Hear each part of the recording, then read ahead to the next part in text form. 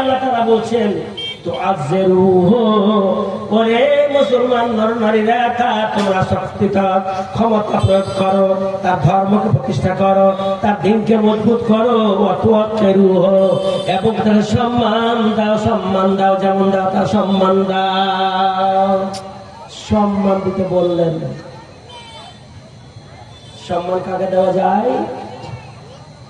একটা অত্যন্ত মহাজ্ঞানী মানুষ, যার গুণ অত্যন্ত রয়েছে, বড় মানুষ, জ্ঞানী মানুষ, সমাজের মধ্যে ভালো, যাকে ভালোবাসা যায়, প্রেম প্রীতি তার থাকে, তাকে সম্মান দেওয়া যায়।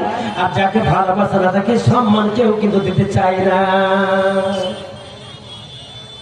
সম্মান দাও। পরিপিতে কথা বলি আপনারা জানেন কেমন সম্মান দিতে হবে। নবীর ভালোবাসা যদি আমার মনে থাকে, আপনার মনে থেকে যায়, তাহলে অবশ্যই সেটা আল্লাহ নবীর ভালোবাসা হলো, আল্লাহ নবীর সম্মান হলো। ভাইরা আমার, সেই দ্বারা একটা কথা আছে, বোঝেন কথা আছে কি, যা আব্দুল্লাহ ইবনে যুলবাজা দাইন ইলা রাসূলিল্লাহ ওয়া ফিল মসজিদে,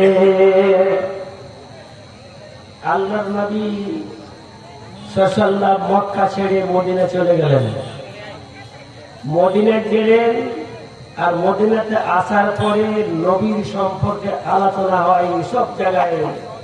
যত 1 কোষ 2 কোষ 3 কোষ 4 কোষ দূরে দূরে নবীর কথা প্রচার হয়। চলে এসলো নাকি যে লোকটা মক্কায় মা দানা খেয়েছে, সেই লোকটা নাকি মদিনায় চলে আসলো।